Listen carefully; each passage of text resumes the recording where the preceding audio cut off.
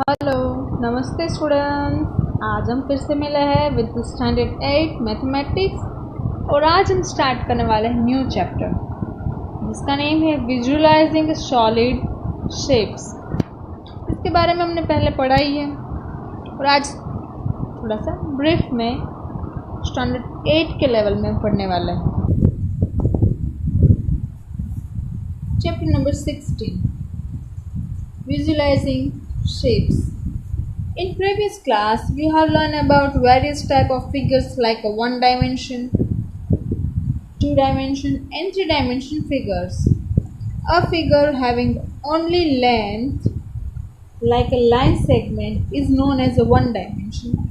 One dimension figure मतलब कि जिसमें सिर्फ एक लेंथ की बात की है हमने या फिर एक लाइन सेगमेंट की, तो वो फिगर्स है one dimension. Now let's learn about the two-dimension figures. A figure having a length and breadth like a rectangle. Rectangle की length भी है और breadth भी है. That means it has a two dimension. And the figure, this is a three dimension. They are length, breadth and height like a cuboid. जिसमें length भी है, breath भी है और हाइट भी. तो ये तीनों चीज़ें जिसमें इंक्लूडिंग है, इस टाइप के फिगर्स को हम कहते हैं 3D शेप्स या फिर सॉलिड फिगर्स. हम उसको इजीली ड्रॉ भी कर सकते हैं. Visualising of 2D shapes and the representation on a paper is a very convenient and very easy. However, the difficult part is visualizing 3D shapes and represent on a 2D sheet of a paper. In this lesson, we will learn about visualizing 3D shapes. इस chapter में हम visualizing 3D shapes सीखने वाले हैं.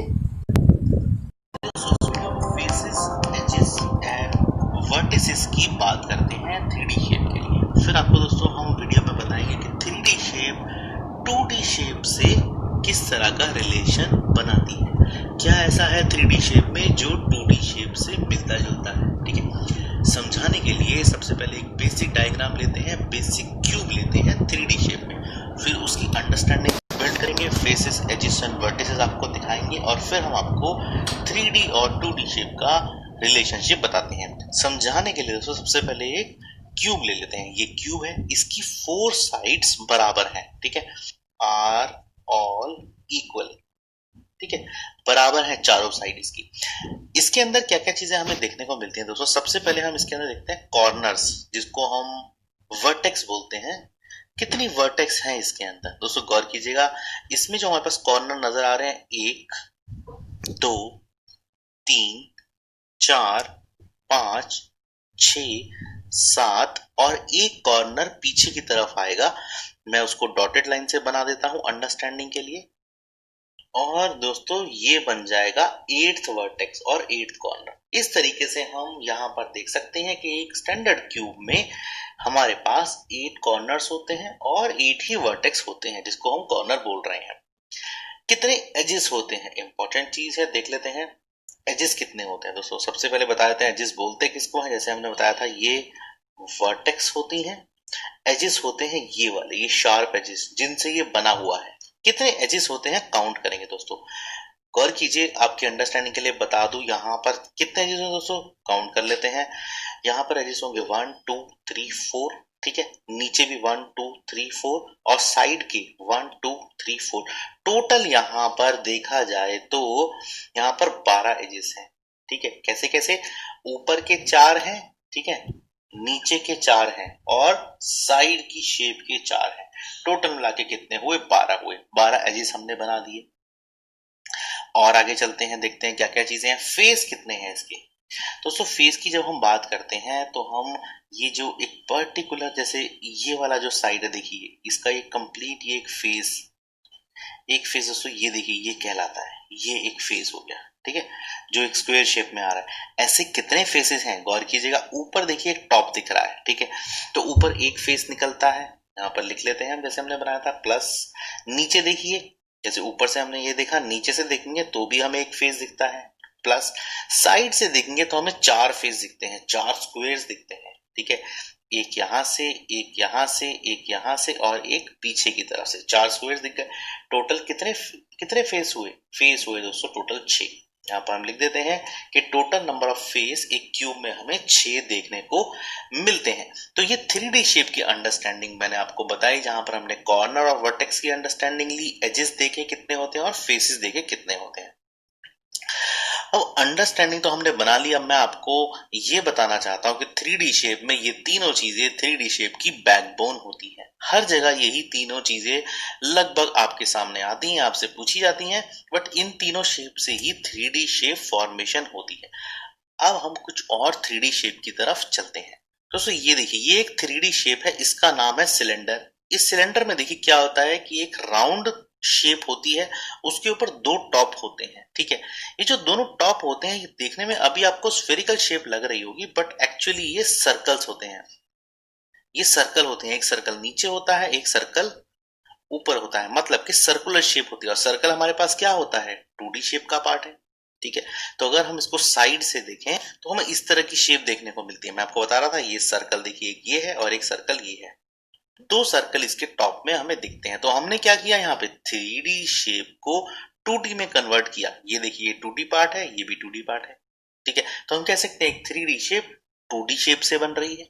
ठीक है, और क्या क्या अंडरस्टैंडिंग इसमें हमें देखने को मिलती है। अगर हम सिलेंडर की शेप को साइड से देखें, देखिए यहाँ पर ये 2 स्फेरिकल और सर्कुलर, जो 2 सर्कुलर शेप थी एकदम बिल्कुल स्ट्रेट नजर आ रहे हैं, तो ऐसे नजर आएंगे। और जो बीच का जो पार्ट है सिलेंडर का, वो देखिए किस तरह की शेप में आ रहा है, वो एक 2D रेक्टेंगल की शेप में मुझे नजर आता है। तो कहने का मतलब जो सिलेंडर है मेरा पूरा का पूरा, वो किससे बना है, वो बना है 2 circle plus 1 rectangle plus 1 rectangle. तो ये 2D जो शेप है, ये कॉम्बिनेशन ऑफ 2D जो शेप है, वो एक सिलेंडर को टोटल मिला के बनाती है। ठीक है, तो हम कह सकते हैं एक सिलेंडर के बनने के पीछे 2 सर्कल बनते हैं और एक रेक्टेंगुलर शेप हमें 2D फॉर्म में नजर आती है जब हम 2 डायमेंशन प्लेन में उसको देखते हैं। ठीक है, तो 3D और 2D में ये एक रिलेशनशिप बनता है कि कोई भी फिगर जब बनती है 3D में, तो वो कुछ bits and pieces of 2D shape से बनती है। ठीक है, वो अकेली खुद 3D नहीं बन सकती, वो आपको 2 या 3 2D शेप उसमें बनानी पड़ेगी। और देखते हैं तो उसकी शेप, उनमें क्या है, यहाँ पर फेसेस हैं।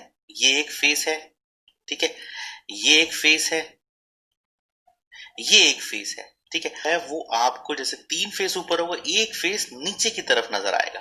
ठीक है, तो इसके 4 फेस हमको नजर आते हैं। और देखिए किस तरह के फेस हैं, किस तरह की शेप में आ रहे हैं दोस्तों, गौर कीजिएगा, ये 2D ट्राइंगल की शेप में हमें नजर आते हैं।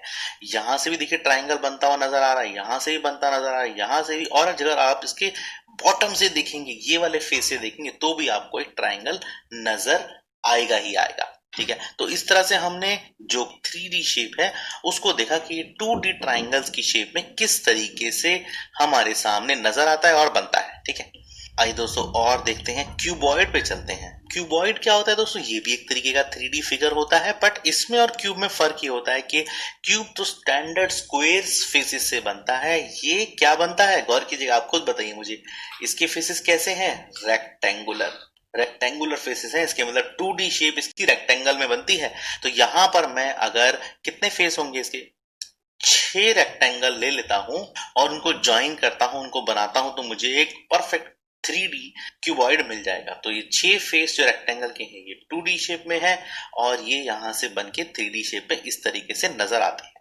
तो ये हुआ एक परफेक्ट डायग्राम, परफेक्ट स्ट्रक्चर, जहां पर हमने 3D और 2D में रिलेशनशिप भी देखा और बताया आप 3D शेप को हमें बनाने के लिए दोस्तों हमें 2D शेप की जरूरत पड़ती ही है। ठीक है, ऐसे मैंने आपको एग्जांपल दिया, सिलेंडर का एग्जांपल दिया, क्यूबॉइड बताया आपको, और फिर मैंने इससे पहले आपको बेसिक जो एग्जांपल्स दिए, बेसिक जो बताया स्ट्रक्चर किसी भी 3D शेप का, कॉर्नर्स और वर्टेक्स उसके बताए, एजेस एंड फेसेस की जानकारी आपको मैंने दी। इस तरीके से दोस्तों हम फेसेस, एजेस एंड वर्टेक्स सीख सकते हैं 3D शेप के और उनका रिलेशनशिप भी बना सकते हैं। इसके बाद आगे हम नेक्स्ट वीडियो में सीखेंगे। Thank you for the watching, stay home, stay safe और मेरी वीडियो को लाइक करते रहिएगा।